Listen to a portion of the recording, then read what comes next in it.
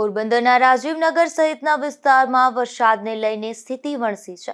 આ વિસ્તારમાં આવેલ માર્ગો પર પાણી ભરાતા સ્થાનિકોને મુશ્કેલી વેઠવી પડી રહી છે, તેમજ ખોદકામને લઈને વાહનો પણ ફસાઈ રહ્યા છે। પોરબંદર શહેરમાં ગઈકાલે રાત્રિથી વરસાદ વરસી રહ્યો છે, જેને લઈને અનેક વિસ્તારમાં પાણી ભરાયા હોવાની ફરિયાદો ઉઠી છે। શહેરના છેવાડા વિસ્તારમાં વરસાદી પાણી ભરાતા સ્થાનિકોને મુશ્કેલી વેઠવી પડી રહી છે। પોરબંદરના નરસણ ટેકરી વિસ્તારમાં આવેલ રાજીવનગર વિસ્તારના રસ્તા પર વરસાદી પાણી ભરાતા સ્થાનિકોને પસાર થવામાં પણ મુશ્કેલી વેઠવી પડી રહી છે। તો આ રસ્તા પર અગાઉ ખોદકામ કરેલ હોવાથી વાહનો પણ ફસાઈ રહ્યા છે, જેથી સ્થાનિકોને ઘરમાંથી નીકળવું પણ મુશ્કેલ બન્યું છે।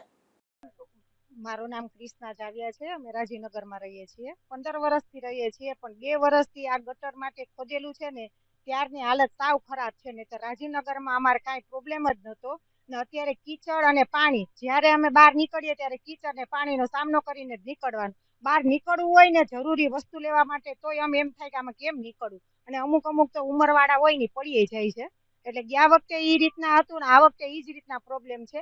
અત્યારે આ પાણી તમે જુઓ, આવી રીતના પાણીમાં જવાનું, સ્કૂટર તો હું ચલાવતી જ નથી કે આવા વાતાવરણ આમાં પાણીમાં આપણે સ્કૂટર ચલાવીએ તો પડવાની બીક રહે, તો પડીએ તો આપણે હાથ પગ ભાંગે। એના કરતા જો આવી રીતના આ હાલત છે ને તો આનું કંઈક તમે નિવારણ લઈ આવો, નગરપાલિકા વાળાને કંઈક આવી રીતના ખોદીને તમે મૂકી ન દો ને। આ 2 વર્ષથી અમારી આવી હાલત છે।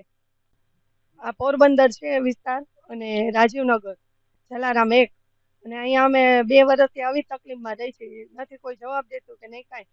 નગરપાલિકામાં ગયા હતા ત્યાં અમને કોઈ જવાબ આપ્યો નહીં, અને આ પાણી અહીંયા જે આ પાણીનો પ્રશ્ન અમને કેટલા 2 વર્ષથી આમને કોઈ વેનવાળા નથી આવતું। છોકરાઓને તેડવા આવે તો એમ કે બેન ભાવ વધારી દો, રિક્ષાવાળા તો એ કોઈ આવતું નથી। અત્યારે જે કોઈને કાંઈ કહીને તો અમને ના જ કહે, કોઈ જવાબ જ નથી દેતું, એમ કે થઈ જશે કઈ, તો એમ કે સમસ્યા આ તો બેન રહેવાની જ છે ચોમાસા પછી। અમે કીધું થોડું ઘણું હલવાનું કરી દો, તો કોઈ લોકો જવાબ નથી દેતું। આ સમયે અહીંયા પાણી છે ને આ જે પટો તો છે ને અહીંયા તો કાંઈ નહીં, અમારે જેદુનું કર્યું ના કામ એ પહેલાનું ભરાય ને, બાકી તો જ્યાં અમે જાય ને ગારો ને લપટી જાય। મારા હસબન્ડ હમણાં જતા હતા તો એ સ્લીપ થઈ ગયું બાઇક, તો અત્યારે એને મારા છોકરાને કેન્સલ છે। અમારે અહીંયા ઇમરજન્સીમાં ક્યાંય જવું કરવું હોય ને તો અમારે જઈ શકતા નથી અત્યારે અમારે કે, એટલે આ તકલીફ અમારે જેદુનું આ કામ આવ્યું તેદુનું છે। ગોવિંદભાઈ નામ, રાજીવનગર માં હાલાકી બહુ ખરાબ છે। અત્યારે અમે આ છોકરાઓને લઈને જઈએ છીએ નિશાળે, એમાં અત્યારે માન મુશ્કેલીથી અમે પહોંચાડીએ છીએ। ગયા વર્ષથી આમનામ જ છે પોઝિશન। વાહન ચલાવવામાં રસ્તા, પાણી, ખાડા ખડબા, અંદાજિત ટાયર વયા જાય એવડા છે।